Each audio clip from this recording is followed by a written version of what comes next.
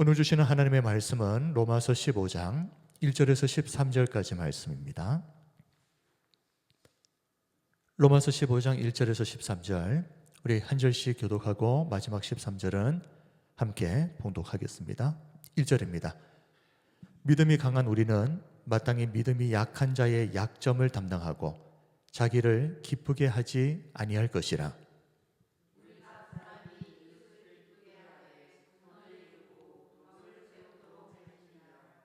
그리스도께서도 자기를 기쁘게 하지 아니하셨나니 기록된 바 주를 비방하는 자들의 비방이 내게 미쳤나이다 함과 같으니라.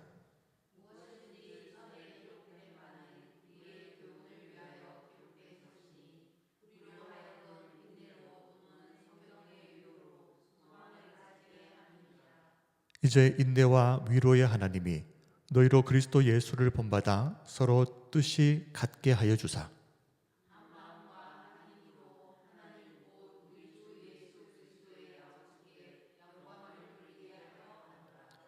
그러므로 그리스도께서 우리를 받아 하나님께 영광을 돌리신 것 같이 너희도 서로 받으라.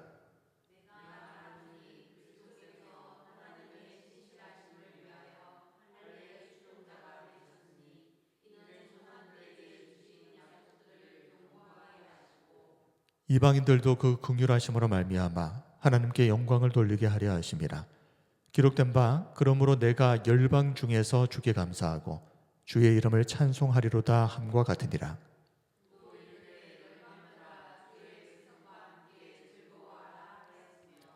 또 모든 열방들아 주를 찬양하며 모든 백성들아 그를 찬송하라 하였으며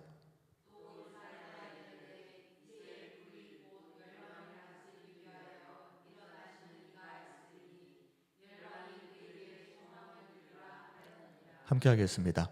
소망의 하나님이 모든 기쁨과 평강을 믿음 안에서 너희에게 충만하게 하사 성령의 능력으로 소망이 넘치게 하시기를 원하노라. 아멘.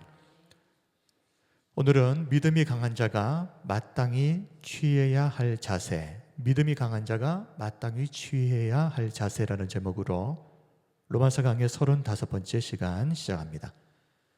먼저 1절을 보겠습니다. 믿음이 강한 우리는 마땅히 믿음이 약한 자의 약점을 담당하고 자기를 기쁘게 하지 아니할 것이라. 자, 여기서 말하는 믿음이 강한 자는 어떤 사람을 말하는 것이겠습니까? 강하다, 헬라어로 디나토스라는 말은 보통은 능력 있는 사람, 힘 있는 사람이라는 의미로 사용됩니다. 그러나 오늘 본문에서는 영적으로 강한 사람을 의미합니다. 영적으로 강한 사람. 좀 더 구체적으로 말씀드리면 지금까지 우리가 살펴본 로마서의 맥락을 보았을 때 이 믿음이 강한 자는 바른 성경 지식 그리고 바른 믿음을 통해서 이 그리스도의 복음 안에서 참된 자유를 누리는 사람들을 말합니다. 자, 당시 많은 유대인들이 예수님을 믿고 그리스도인이 되었습니다. 그러나 이 유대인들이 쉽게 떨치지 못했던 것이 있었죠. 이전까지 지켜오던 율법의 관습입니다. 그래서 이 유대인들은 그리스도인이 되었음에도 불구하고 이 율법의 관습에서 여전히 벗어나지 못하고 있었습니다. 자유를 누리지 못하고 있었던 것입니다.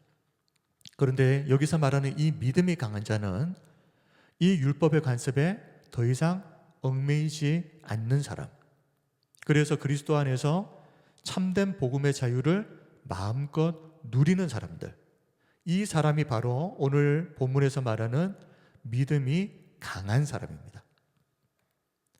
그런데 관습에 얽매이지 않는다는 것이 말이 쉽지 그렇게 실제로는 쉬운 것이 아니죠.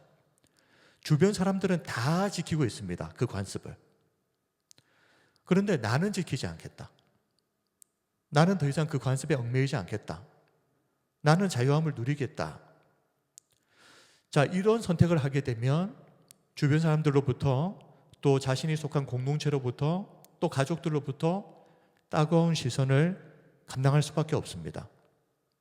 용기와 결단이 없이는 불가능한 것이죠. 이 관습에서 자유롭게 된다는 것. 자, 예를 들어서 제사 드리는 문제도 비슷한 문제입니다. 명절이라고 일가 친척들이 다 모였는데 이제 제사를 드립니다. 그런데 나는 그리스도인이기 때문에 제사를 드리지 않겠다라고 하면 이제 바로 느끼게 되죠. 따갑고 불편한 시선들.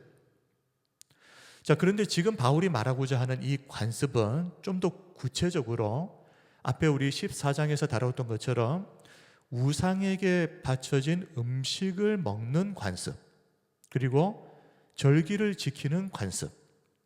자, 그 중에서도 이 두 가지 중에 오늘은 우상에게 바쳐진 음식을 먹는 관습과 관련된 것입니다. 하나님이 만드신 것은 모든 것이 선하다. 그리고 우상은 실체가 없는 것이기 때문에 엄밀하게 말하면 우상에게 바쳐진 음식도 존재할 수 없다. 그래서 성도는 이 우상에게 바쳐진 음식이라고 할지라도 음식 먹는 문제에 대해서는 자유를 누릴 수 있습니다. 어떤 음식이든 먹어도 괜찮단 말입니다. 이것은 성경적인 바른 지식에 근거한 것입니다.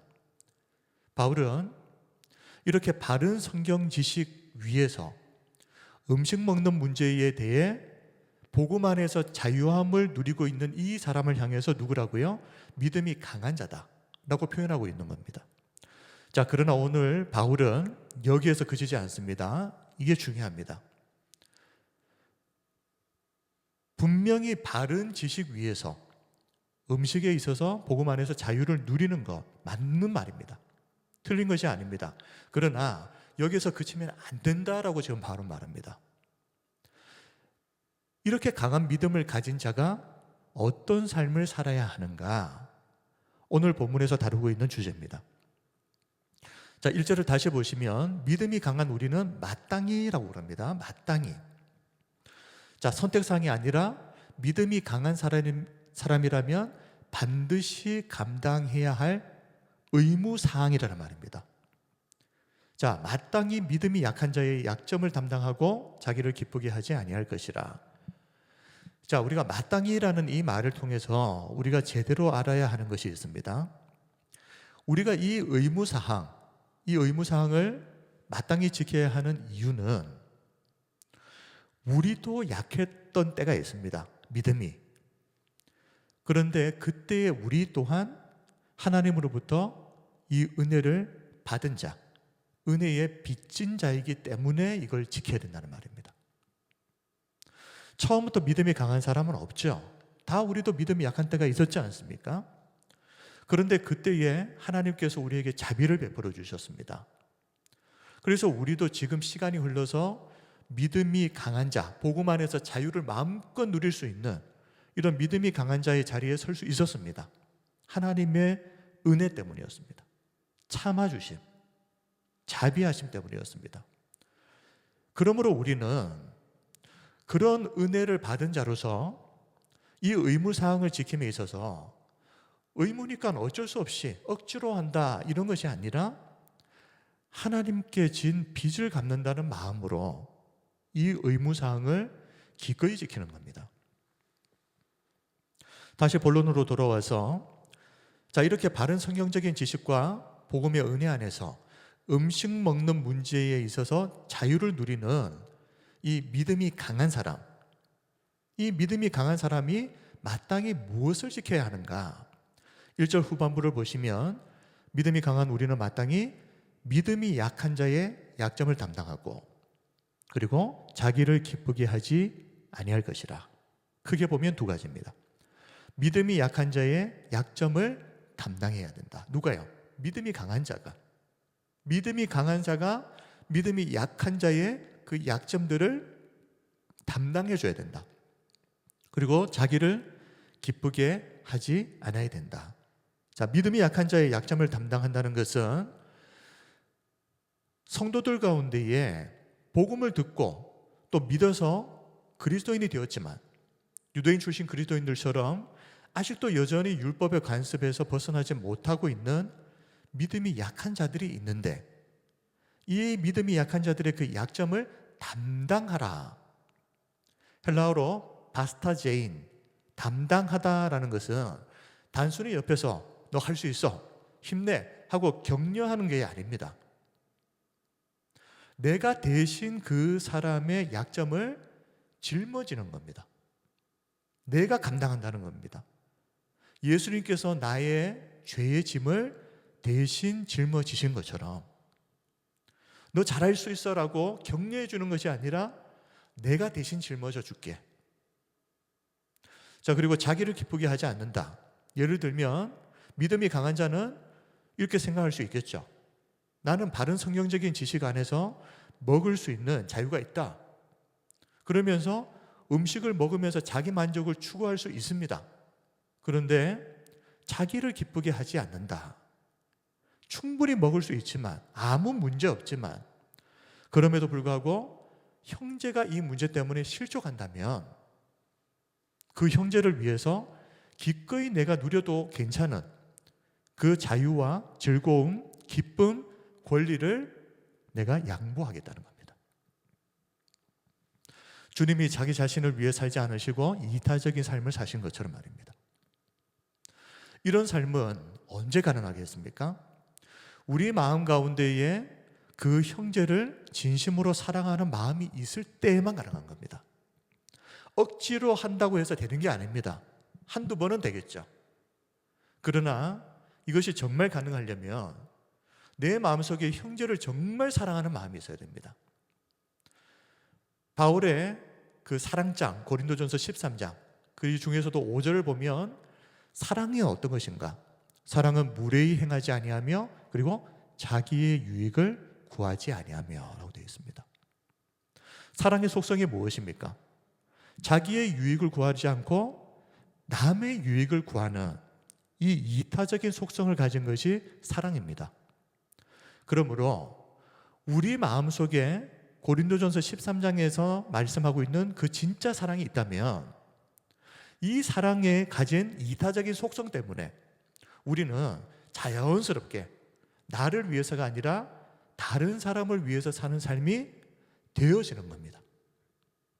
그러니 억지로 하려고 노력하는 것과 되어지는 것의 차이를 분명히 아셔야 됩니다. 그러므로 내가 믿음이 강한 사람, 혹시 성숙한 사람이라고 혹시 생각하십니까? 우리 자기 자신을 볼 때 어떻게 생각하십니까? 만약 내가 그래도 좀 믿음이 강한 사람이라고 생각하신다면 그러면 우리는 이런 삶을 살아야 됩니다. 나 자신보다 남을 기쁘게 하고 선을 이루고 공동체의 덕을 세우는 삶. 2절입니다. 우리 각 사람이 이웃을 기쁘게 하되 선을 이루고 덕을 세우도록 할지니라. 이웃을 기쁘게 한다는 것은 단순히 남의 기분을 맞춰주라는 말이 아닙니다. 이 말은 그 사람에게 영적으로 유익이 되는 일이라면 내 자신을 희생해서라도 그 필요를 채워주는 겁니다. 내가 이것을 양보하고 희생해서 이 사람이 영적으로 유익이 되겠다. 그러면 기꺼이 내가 희생하는 겁니다. 이것이 이웃을 기쁘게 하고 그리고 선을 이룬다는 것은 단순히 도덕적으로 착한 삶을 사는 것이 아니라 믿음이 연약한 자가 하나님이 원하시는 그 모습으로 변화되고 성장할 수 있도록 옆에서 돕는 모든 행위, 이것이 선을 이룬다라는 이 말씀의 뜻입니다. 믿음이 연약한 자가 성숙한 믿음이 강한 자로 성장할 수 있도록 옆에서 내가 돕는 것, 이것이 뭐라고요? 선을 이룬다. 그리고 덕을 세운다는 것은 헬라어로 프로스 오이코도멘, 집을 세운다라는 말입니다. 그러므로 교회 내에 믿음이 연약한 자가 있죠. 그런데 이 믿음이 연약한 자를 그대로 두면 집이 온전하게 세워질 수 없습니다. 어느 한쪽은 무너질 수 있는 취약한 구조가 되어버립니다. 그런데 우리는 어떻게 해야 된다는 것입니까? 믿음이 강한 자가 믿음이 약한 자의 그 약점들을 담당해 주면서 그리고 이 사람들이 성장할 수 있도록 적극적으로 도와서 결과적으로는 이 교회 공동체가 어느 한 곳도 허술한 곳이 없이 튼튼하게 아름답게 잘 세워질 수 있도록 우리는 힘써야 한다.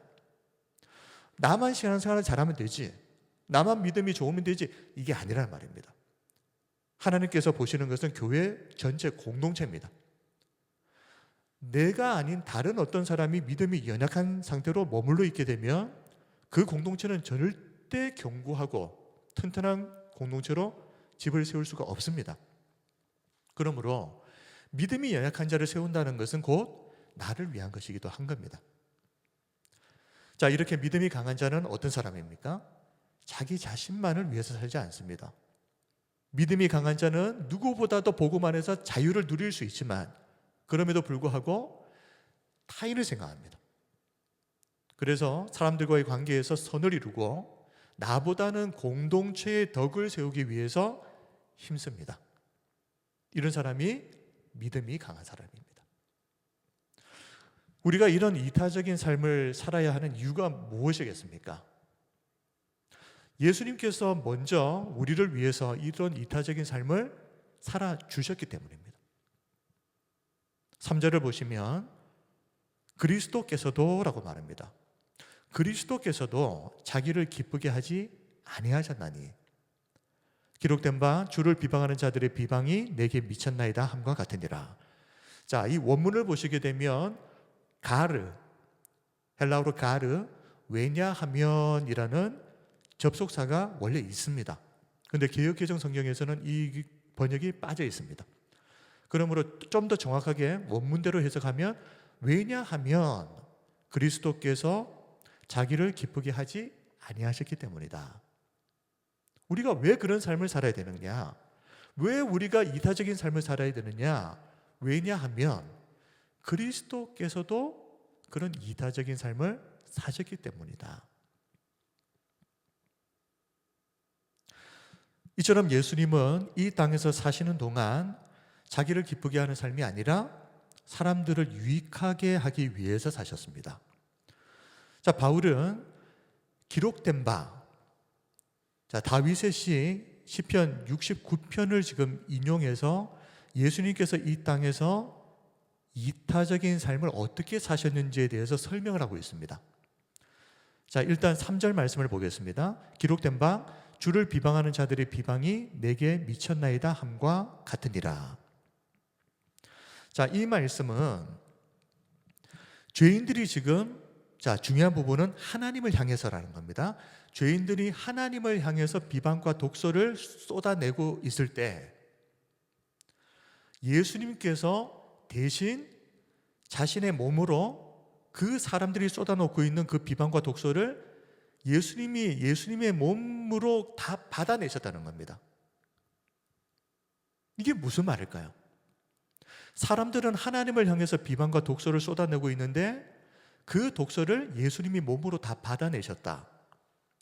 이 말은, 자, 이렇게 한번 생각해 보시면 이해가 쉬울 것 같습니다. 예수님께서 왜 그렇게 하셨는가? 만약 반대로 예수님께서 그렇게 하지 않으셨다면 어떻게 되었을까?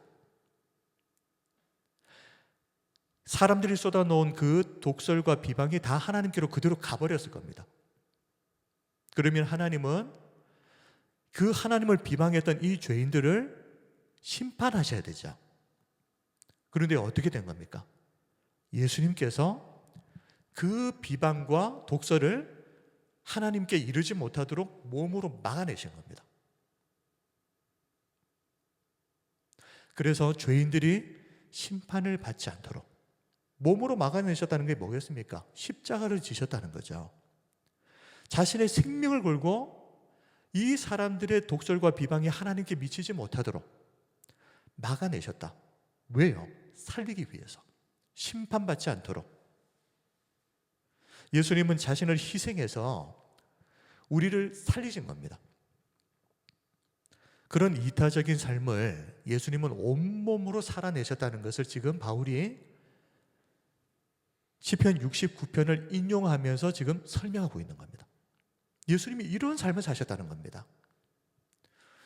바울은 우리가 이타적인 삶을 살아야 하는 이유가 바로 이것이다. 예수님께서 그런 삶을 우리를 위해서 살아주셨기 때문에 그 예수님의 은혜를 힘입어서 구원받은 우리도 그런 삶을 살아야 되는 것이 마땅하지 아니하냐. 그 당위성에 대해서 지금 설명하고 있는 겁니다. 자, 4절은 구약 성경에 기록된 모든 말씀들이 왜 기록이 되었는가? 오늘날 모든 하나님의 백성들을 교훈하기 위해서 기록된 것이다. 가르치기 위해서. 바른 길을 이렇게 해야 한다 하고 가르치기 위해서 구약 성경에 기록되어 있습니다. 로마서 15장 4절입니다. 무엇이든지 전에 기록된 바는, 자, 전에 기록된 바, 구약 성경을 말하는 것이죠. 자, 무엇이든지 전에 기록된 바는 우리의 교훈을 위하여 기록된 것이니 우리로 하여금 인내로 또는 성경의 위로로 소망을 가지게 함이니라. 바울은 이 구약 성경이 우리에게 교훈을 주기 위해 기록된 말씀이라고 강조하고 있습니다. 자, 이 교훈의 말씀을 통해서 우리는 인내와 위로를 배우게 되는 겁니다. 그리고 결국 소망을 소유하게 되는 것이죠. 구약 말씀을 통해서 인내와 위로를 배우게 하셔서 소망을 주려고 하신다는 겁니다. 하나님이 이 구약 성경을 주신 이유가, 구약 성경에 기록된 많은 교훈들이 있는데 바울이 특히 우리 앞에서 말했던 것처럼 시편 69편 9절을 인용한 이유는 하나님께서 이 구약 성경을 통해서 우리에게 주시고자 하는 중요한 교훈들이 너무 많이 있지만 그 중에서도 가장 중요한 것이 예수님의 이타적인 삶을 강조하기 위해서입니다. 너희들이 어떤 삶을 살아야 하는가? 앞으로 오실 메시아가 그랬던 것처럼 이타적인 삶을 살아야 한다. 우리들도 예수님을 본받아서 그런 이타적인 삶을 살아야 한다 하는 것을 설명하기 위해서입니다. 자, 그러면은 이타적인 삶을 통해서 추구하고자 하는 최종적인 목표가 무엇이겠습니까? 한번 생각을 해보시면 성도들이 이타적인 삶을 산다 한번 생각해 보십시오. 사람들이 모여 있는데 믿음이 강한 자가 믿음이 약한 자의 약점을 대신 담당해주고 이해해주고 용납해주고 사랑하면서 그렇게 산다. 그러면 성도들이 하나가 되겠죠. 그러면 성도들이 하나가 되게 되면 어떻게 되는 겁니까? 이것이 하나님께 영광이 된다는 겁니다. 5절 6절을 한번 보십시오. 이제 인내와 위로의 하나님이 너희로 그리스도 예수를 본받아 서로 뜻이 같게 하여 주사 한 마음과 한 입으로 하나가 됐다는 말입니다. 지금 성도들이 한 마음과 한 입으로 하나님 곧 우리 주 예수 그리스도의 아버지께 영광을 돌리게 하려 하노라. 이것이 최종 목적이라는 겁니다. 성도들이 서로 사이가 좋아서 우리끼리 잘 지내보자 이게 아니라, 물론 그것도 중요하지만 그것이 최종 목적이 아니라 이렇게 성도들이 하나가 될 때, 그래서 한 마음과 한 입으로 하나님을 예배하고 하나님을 찬양할 때 이것이 하나님께서 가장 기뻐하시는 하나님께 영광을 올려드리는 것이 된다 하는 것을 말합니다. 그렇게 되려면 어떻게 해야 된다는 겁니까? 이 세상에서 완벽한 이타적인 삶을 사셨던 예수님을 우리가 본받아야 된다는 말이죠. 우리가 예수님을 본받게 되면 우리는 사람과 사람 사이에 있는 그 모든 차이를 극복하고 하나된 교회 공동체를 세울 수 있습니다. 그리고 바로 이것이 하나님께 영광이 됩니다. 바울은 로마 교회의 모든 성도들이 이렇게 좀 예수님을 본받으라는 겁니다. 예수님이 어떤 삶을 사셨는지 좀 생각해 보라는 것이죠. 너희들은 그러면 누구의 삶을 따라가야 되겠느냐? 예수님의 삶이 아니냐. 그래서 성도들이 하나가 되어서 하나님께 영광 돌리는 로마 교회가 되기를 원했던 겁니다. 오늘날 우리들도 더 이상 자기 자신만을 위해서 살지 말고 예수님처럼 다른 사람들을 위해서 살아가는, 그래서 교회를 하나 되게 만들고 결국 그것을 통해서 하나님께 영광을 올려드리는, 바울이 말했던 1절에서 말했던 믿음이 강한 사람, 그 사람이 되시길 바랍니다. 믿음이 강하다는 것은 내가 믿음이 어마어마해서 믿음이 약한 사람들을 눌러버리고 무시하고 판단하고 정죄하는 거 아닙니다. 정말 믿음이 강한 사람은 약한 자의 약점을 담당합니다. 그래서 그 믿음이 강한 사람들 때문에 약한 사람들이 성장을 하고, 그래서 한 교회가 허술한 틈이 없는 완벽하고도 견고한 믿음의 공동체로 세워지게 만드는 사람, 그 사람이 믿음이 강한 사람입니다. 자, 이어서 7절을 보시면 그러므로 그리스도께서 우리를 받아 하나님께 영광을 돌리심과 같이, 그리스도께서 우리를 받아 하나님께 영광을 돌리심과 같이 너희도 서로 받으라. 서로 받는다는 것은 수용하라 하는 것입니다. 좀 받아들여 주라는 겁니다.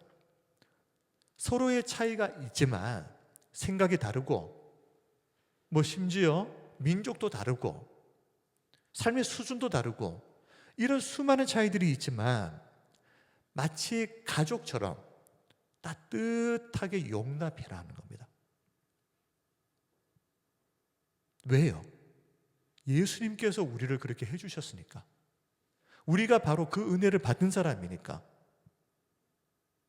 은혜 받은 자답게 우리들도 그렇게 해야 할 책임이 있다. 그리고 그것이 하나님께 영광이 된다. 자, 이어서 8절 9절은 예수님께서 이 땅에 오셔서 어떤 일을 행하셨는가, 그 사역에 대해서 설명하고 있습니다. 첫째는 유대인들을 위해서 오셨다는 겁니다.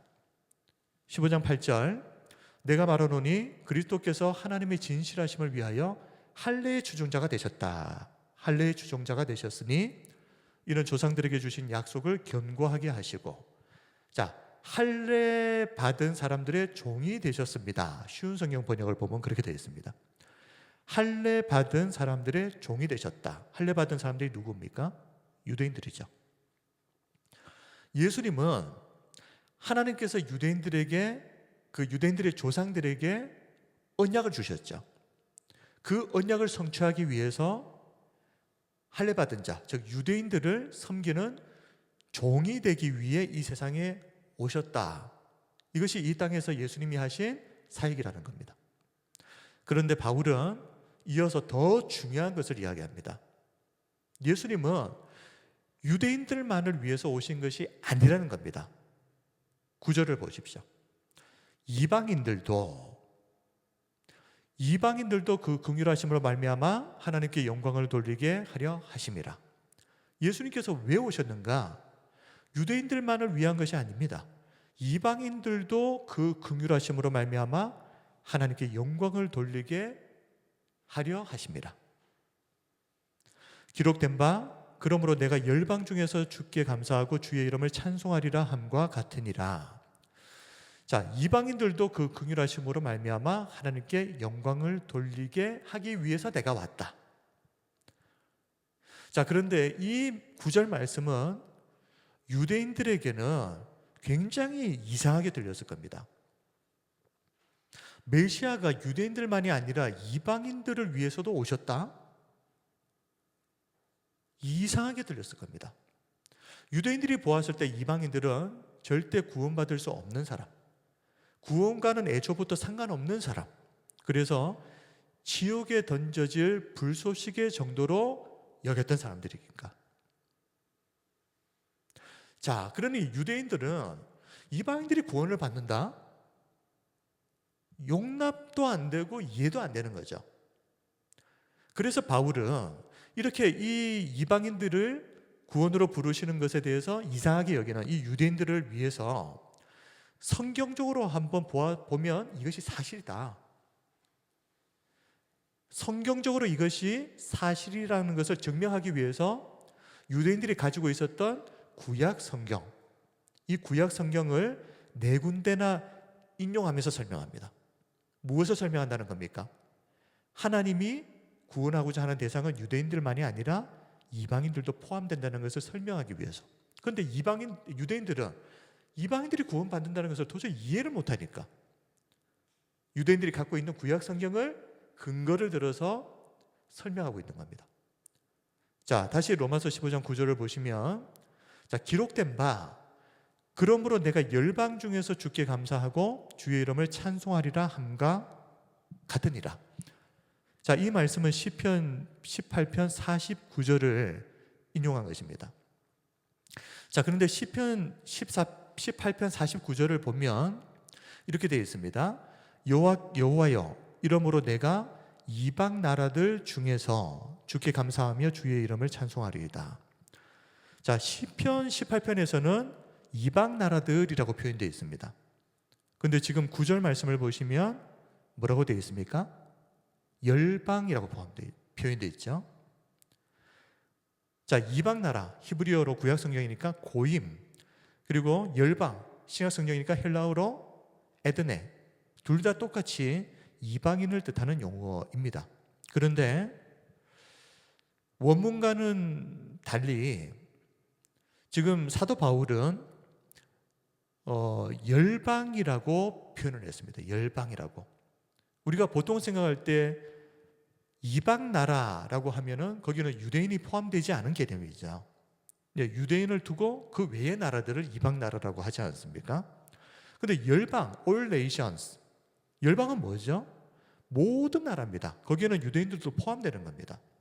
바울은 왜 이 헬라어 에드네라고 말을 했는데 왜 개역 개정 성경에서는 그냥 이방 나라라고도 번역할 수 있는데 왜 그것을 열방이라고 굳이 all nations라고 번역을 했느냐? 바울이 말하고자 하는 그 강조점이 열방이라는 것을 강조하기 위해서입니다. 즉 하나님의 구원 계획은 이방 나라들까지 다 포함된, 거기에는 이스라엘도 포함된 모든 민족과 열방이다. 자, 그것을 좀 강조하기 위해서, 의미를 살리기 위해서 우리 개역 개정 성경에서는 열방이라고 이렇게 번역을 한 겁니다. 자, 그렇다면 시편 18편 49절을 인용했다고 했는데, 자, 오늘 바울이 말하고자 하는 것과 이게 무슨 관계가 있느냐? 시편 18편이 어떤 상황에서 기록된 시편인가를 좀 봐야 됩니다. 시편 18편을 찾으셔서 표제를 보게 되면 이렇게 되어 있습니다. 여호와께서 다윗을 그 모든 원수들의 손에서와 사울의 손에서 건져주신 날에 다윗이 이 노래의 말로 여호와께 아뢰어 이르되, 표제입니다. 즉 다윗이 하나님의 은혜로 이 대적들로부터 생명을 지켰던 그 날에, 혹은 전쟁에서 승리한 후에, 자, 다윗이 뭘 노래한 겁니까? 모든 열방이 하나님을 찬양하게 될 것을 고백한 겁니다. 이 시편 18편이. 자, 정리하면 바울이 왜 굳이 이 구약 시편 18편 말씀을 인용했는가? 자, 이 시편 18편은 누가 쓴 시라고 그랬습니까? 다윗이 쓴 시입니다. 이스라엘 백성들이 가장 존경하는 구약 인물 다윗. 자, 하나님께서 이방인들에게 긍휼을 베푸시는 이 일이 어느 날 갑자기 없다가 생겨난 일이 아니라는 말입니다. 유대인들이 가장 존경하는 다윗이 그렇게 말했다. 이스라엘만 하나님을 찬양하는 것이 아니라 온 민족과 열방들이 하나님을 찬양하게 될 것을 다윗도 노래하고 있다. 즉 이방인들이 구원을 받는다는 것은 구약 성경에 이미 예고된 일이다 하는 것을 지금 말하고 있는 겁니다. 바울은 로마 교회 내에 이방인과 유대인들 사이에 이 불화를 종식시키고 서로 연합해서 한 마음과 한 입으로 하나님께 영광을 돌리는 것이, 이것이 유대인들이 자기 목숨처럼 소중하게 여겼던 그 구약 성경이 그렇게 하라고 나와 있단 말을 하고 있는 겁니다. 바울이 자기 주장을 펼치고 있는 것이 아니라 구약 성경에서 그렇게 하라고 되어 있다. 그리고 바울은 이어서 첫 번째 구약 성경 인용이고요, 두 번째 인용입니다. 10절을 보시면 또 이르되 열방들아 주의 백성과 함께 즐거워하라 하였으며, 신명기 32장 43절 모세의 노래 마지막 절을 인용하고 있습니다. 자, 10절에서 말하는 이 열방들은 누구를 말하는 것이겠습니까? 여기서는 이방인들을 말합니다. 그리고 뒤에 주의 백성들 나오죠. 이 주의 백성들은 유대인들을 말합니다. 자, 하나님은 철저하게 분리되어 있었던 이 이방인과 유대인들을 향해서 뭐라고 말씀합니까? 함께 즐거워하라. 함께 즐거워하라는 겁니다. 유대인과 이방인들이 대등한 위치에서 함께 하나님의 구원을 기뻐하는 그 자리로 초청받았다. 이것을 선언하고 있는 겁니다. 유대인들만 구원받는 게 아니다. 지금 이 신명기 32장 43절 말씀을 보라는 겁니다. 하나님께서 뭐라고 말씀하시느냐? 유대인과 이방인들을 향해서 함께 즐거워하라고 말씀하시지 않느냐는 겁니다. 그리고 세 번째 인용은 11절. 또 모든 열방들아 주를 찬양하며 모든 백성들아 그를 찬송하라 하였으며, 시편 117편 1절 말씀에 대한 인용입니다. 참고로 시편 117편은 우리 참고로 상식으로 그냥 알고 계십시오. 성경에서 가장 짧은 장입니다. 딱 2구절로 이루어져 있습니다. 그런데 우리 로마서 15장 11절 말씀에서 강조하고 있는 것이 뭘까요? 모든 열방, 모든 백성들, 모든이라는 단어입니다. 모든. 하나님을 찬양해야 될 대상은 유대인들에게만 국한된 것이 아니라 모든 세상에 존재하는 모든 나라, 모든 나라들이 하나님을 찬양해야 된다. 그런데 앞에서는 모든 열방들아 주를 찬양하며, 찬양이라고 했고, 뒤에서는 모든 백성들아 그를 찬송하라 라고 되어 있습니다. 앞에는 찬양, 뒤에는 찬송. 미묘한 차이가 있습니다. 이게 차이가 없으면 이렇게 번역을 안 했겠죠. 똑같은 한글로 번역을 했겠죠. 찬양이라고 하는 것은 헬라어로 아이네오. 이것은 하나님이 어떤 분이신지를 인정하고 고백하는 걸 말하는 겁니다. 그러니 여기에는 반드시 운율이 없어도 됩니다. 노래가 아니어도 된다는 말입니다. 그래서 찬양, 아이네오는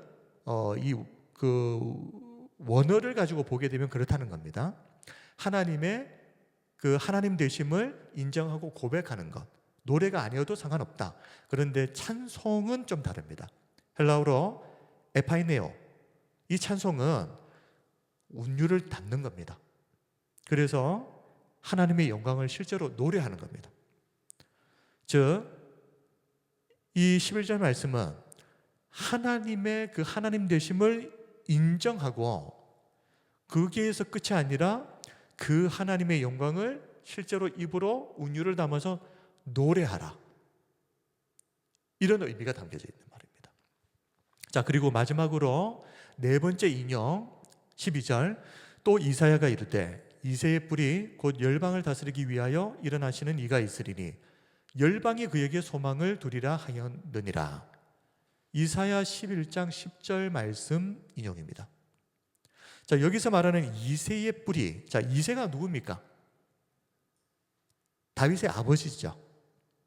다윗의 아버지인 이새로부터 나오는 메시아, 다윗의 후손으로 오신 메시아. 메시아의 여러 특성들 가운데서 굳이 이새의 뿌리에서 나왔다라고 말하는 것은 그 다윗이 가졌던 왕권을 말하는 겁니다. 메시아의 왕권을 지금 강조하고 있는 겁니다. 이사야는 이렇게 메시아의 왕권을 강조하면서 뭐라고 이야기합니까? 앞으로 오실 이 메시아가 이스라엘만이 아니라 열방을 다스리기 위하여 일어나시는 이다. 열방, 모든 나라. 그리고 열방이 그에게 소망을 둘 것이다. 이렇게 되어 있죠. 근데 이사야서를 보게 되면 열방이 그에게로 돌아오리니 라고 이렇게 되어 있습니다. 소망을 둔다. 돌아온다. 그에게 돌아온다. 이스라엘만 구원받고 돌아오는 것이 아니라 열방을 구원하시고 회복시키시는 이 계획이 어디예요? 구약 성경에 이사야서에 이미 예언되어 있다. 이렇게 지금 바울은 구약 성경을 4군데나 인용을 하면서 특히 율법도 인용하고 시편도 인용하고 선지서도 인용을 합니다. 골고루 인용을 하는 겁니다. 그러면서 하나님의 구원 계획에 대해서 말합니다. 유대인에게만 제한된 그런 구원이 아니라 하나님의 구원은 온 민족과 열방을 향하고 있다. 그것을 설명하기 위해서 누구에게요? 유대인들에게. 유대인들은 이게 이해가 안 되니까. 그래서 성경적인 근거를, 구약 성경을 가지고 제시를 한 겁니다. 성경 가지고 이야기하자는 거죠. 보자, 뭐라고 되어 있느냐? 여기 열방이라고 되어 있지 않느냐? 함께, 이방과 유대인들이 함께 하나님을 찬양하라고 되어 있지 않느냐? 그래서 로마 교회 내의 성도들이 왜 서로를 비판해서는 안 되는지, 왜 서로를 너그럽게 수용하고 사랑해야 하는지, 그 근거가 무엇인지에 대해서, 그 당위성이 무엇인지에 대해서 지금 바울은 자기 말이 아니라 구약 성경, 하나님의 말씀을 가지고 설명하고 있습니다. 자, 마지막으로 우리 13절은 같이 읽겠습니다. 시작. 소망의 하나님이 모든 기쁨과 평강을 믿음 안에서 너희에게 충만하게 하사 성령의 능력으로 소망이 넘치게 하시기를 원하노라. 아멘. 자, 13절은 앞에서 이제 긴 권면을 했죠. 그리고 신학적 논의를 했습니다. 이제 마무리를 하면서 이제 로마 교회 내의 모든 성도들을 축복하는 것으로 마무리하고 있습니다. 바울은 로마 교회 안에 있는 유대인과 이방인들 사이에 소망의 하나님께서 기쁨과 평강을 주시기를 간절히 축복하면서 기도하고 있습니다. 기쁨, 구원의 감격 안에서 누리는 이 즐거움, 그리고 평강, 유대인과 이방인들 사이에 그 막힌 담이 허물어진 상태. 결국 바울은 믿음 안에서 유대인 출신이든 이방인 출신이든 복음을 통해서 예수님을 믿고 구원받았다면 모든 사람들이 서로 판단하거나 정죄하거나 비판하지 말고 로마 교회에 속한 모든 성도들이 인종과는 상관없이 동일하게 기쁨, 구원의 기쁨과 즐거움을 누리고, 그리고 하나님께서 복음을 통해서 유대인과 이방인들 사이에 막힌 담을 허물어 버리신 것처럼 이 일이 교회 안에서도 평강의 열매로 나타나기를 내가 바란다 하고 축복하는 겁니다. 그런데 바울은 단순히 로마 교회 안에서만 그렇게 되기를 원한다라고 말하지 않습니다. 13절을 다시 한번 보십시오. 소망의 하나님이 모든 기쁨과 평강을 믿음 안에서 너희에게 충만하게 하사 성령의 능력으로 소망이 넘치게 하시기를 원하노라. 충만하게 하사 넘치게 하시기를 원한다. 로마 교회 안에 있는 그 기쁨과 평강이 가득 차서 그 가득 찬 기쁨과 평강이 교회 안에만 머물러 있는 것이 아니라 성령의 강력한 능력을 통해서 온 세상에 흘러 넘치는 겁니다. 충만해서 흘러 넘침으로 우리 교회도 교회 안에 머물러 있는 이 충만을 넘어서 성령의 능력을 통해서 우리에게 주신 하나님의 이 기쁨과 평강이 세상에 흘러 넘치는 그런 교회가 될 수 있도록 우리가 함께 기도했으면 좋겠습니다. 그러기 위해서 우리는 예수님을 본받아야 됩니다. 예수님이 그렇게 사셨던 것처럼 이제 우리도 더 이상 자기 자신을 위해서만 사는 사람이 되지 말아야 됩니다. 이타적인 삶을 사는 사람, 서로의 다름이 있지만 너그러이 수용하고 다름을 오히려 다양함으로 승화시킬 수 있는 그런 교회. 한번 똑같은 사람들만 모여있는 교회 한번 생각해 보십시오. 그 재미없습니다. 교회가 생동감이 넘치는 이유는 이런 사람도 있고 저런 사람도 있어서 그런 겁니다. 다양한 사람들이 모여있기 때문에 우리가 교제가 더 풍성해지고 내가 하지 못하는 것을 저 사람은 하기 때문에 교회가 더 아름답게 견고하게 크게 세워져 가는 겁니다. 그렇게 다름이 오히려 우리 안에 다양함과 풍성함이 될 수 있도록 그러려면 수용하면 됩니다. 받아들여주면 됩니다. 그리고 우리 안에 성령의 강력한 능력이 임하면 됩니다. 그래서 이 기쁨과 평강이 충만을 넘어 흘러넘침으로. 한번 따라하겠습니다. 충만해서 흘러넘침으로.